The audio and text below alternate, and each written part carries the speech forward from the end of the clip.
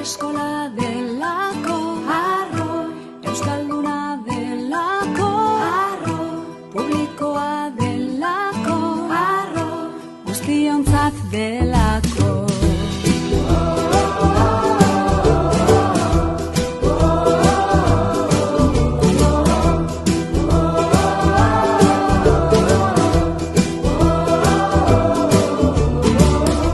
Zenbakiekin antzerkian, naturarekin kantu